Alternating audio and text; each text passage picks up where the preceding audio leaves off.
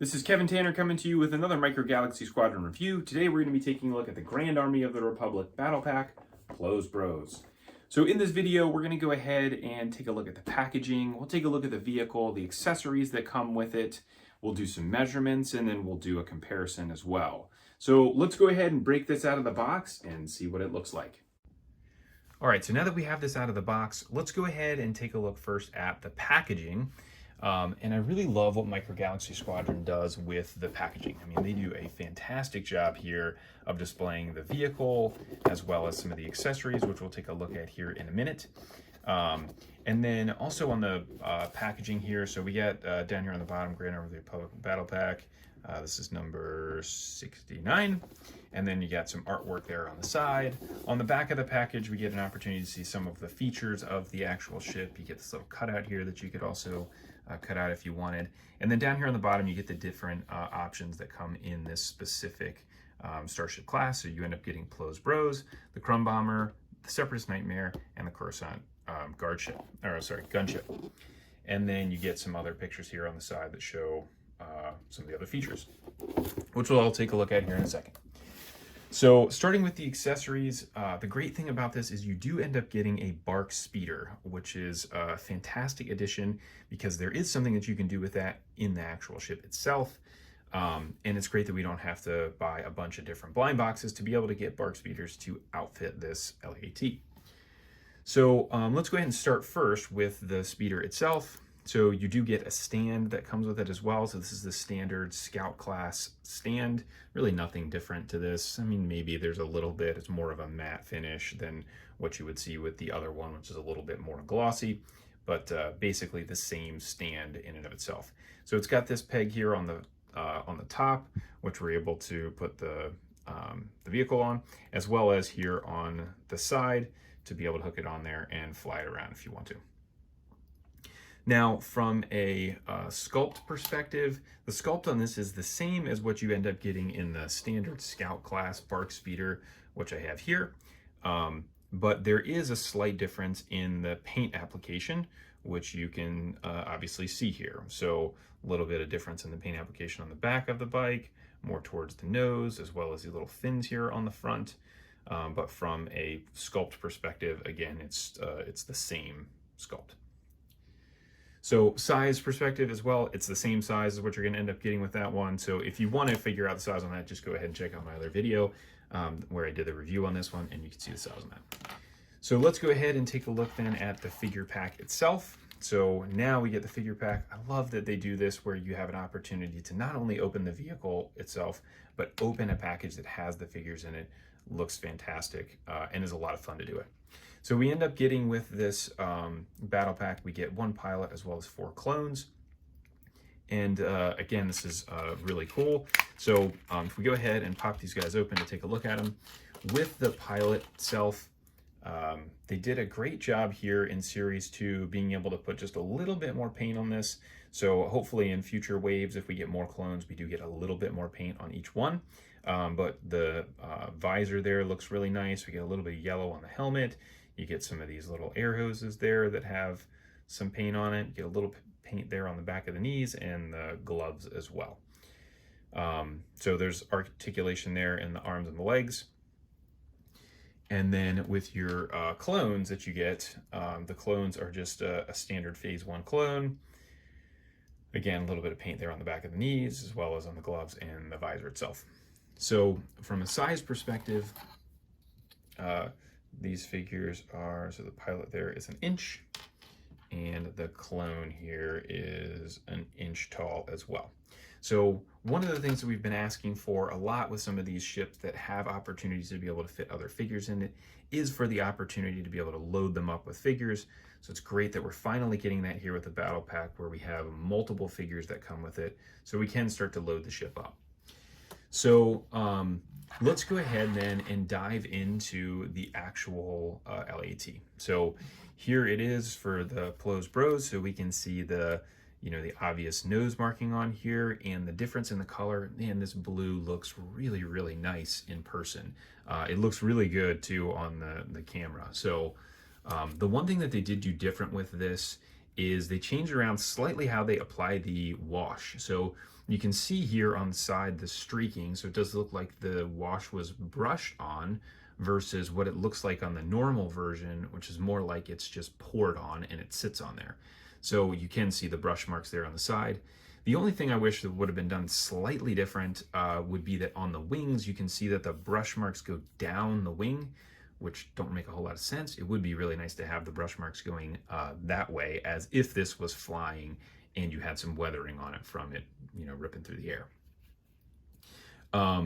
But that is that. So you can see again, here is the difference in the wash application between the two. So a little bit more pooling, which you would see on this version, the standard version of the LAT. Now the paint application itself is the same exact scheme, just obviously a different color with the Blows Bros being blue. So from a features perspective, you end up getting, we're going to go front to back here. So you get these guns here. Both of these rotate around. You get a cockpit that opens, so you can pop a couple figures in there. So I've already got the pilot and co-pilot in there. And then you get the ball turrets here on the side. I just absolutely love this. This is so cool to be able to get this rotating ball turret. And then the fact that you can open it up and put a figure inside is really cool. So nice work on being able to create that with this ship. So then you go into the cockpit here, or sorry, not into the cockpit, in the body of the ship, and you're able to open up this side door. So there is a little pull tab here. To be able to open that, it slides back, so you can fit the figures on these little little holders. So when I first got it, I was kind of like, man, I don't know if I really like the holders. But as I got the figures and I put them in there, I really appreciate having them there, because you can't really fly this thing around with figures in it if you don't have something holding it. You'd have to glue them down, basically. And then, so this door can pop off, but I'll just keep it on there for right now. So then right here on the wing, you get this little ball turret here. So this thing spins around. This will spin 360 degrees. And then on the back here, you end up getting this little gun here. This thing rotates. It's a little ball and socket joint. And then you get the back door here that opens, which already has the bark speeder in it. Again, I love this feature. This is so cool that we have an opportunity to put another vehicle inside of this and really load this ship up. So then you got the bottom here. You can see a couple little rockets on there and some blue paint on the bottom. Now on the top here, we do have this little missile thing that will open up. So I'll go ahead and pop the wing off so you can see it. So there is that gold. And there we go. So now you can see this nice gold paint in here. It looks really, really cool. Actually, I wish we got to see more of the gold somewhere else on the ship, but I do like this. It is a nice feature, a good little hidden piece to it. So the other great thing about this ship is it does come apart completely. So you see I took the wing off.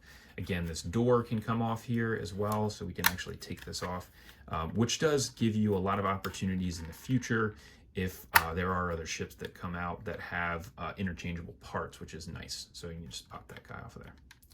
So now if we go ahead and do some measurements really quick, I'll just leave that off for right now. Again, this is the same exact sculpt as what we're gonna have with the standard LAT. So they're the same size front to back and side to side, as well as from a side view and the profile view. So if we're going to measure this guy, so from front to back, really going from the nose all the way back to the back of the gun there is about 8 inches. If you include these guns on the front, it could be as long as 9. From a wingspan perspective, we're looking at about 8.5 inches.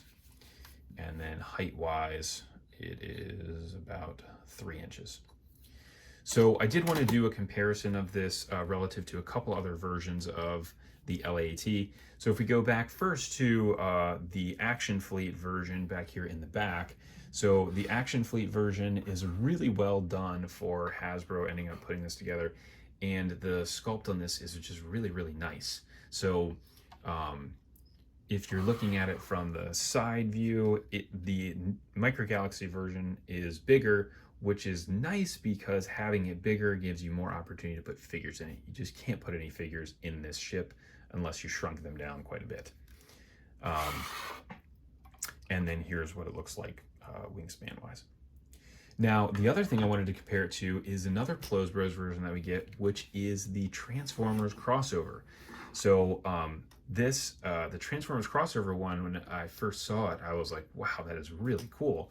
So it is more of the white, which is what you end up seeing in the Clone Wars, that it is more of a white version versus this where it's more of like a tannish version.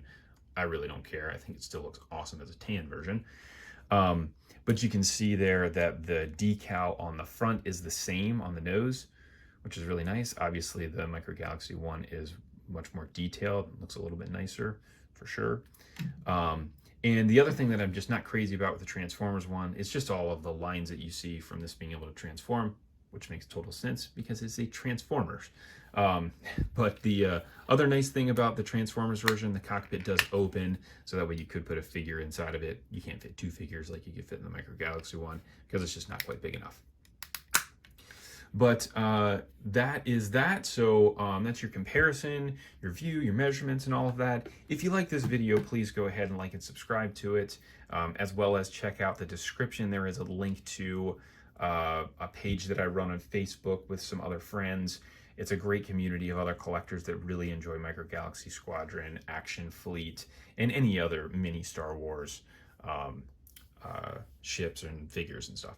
So thanks for watching. If you have any comments, please feel free to leave them alone, and I will see you all again soon.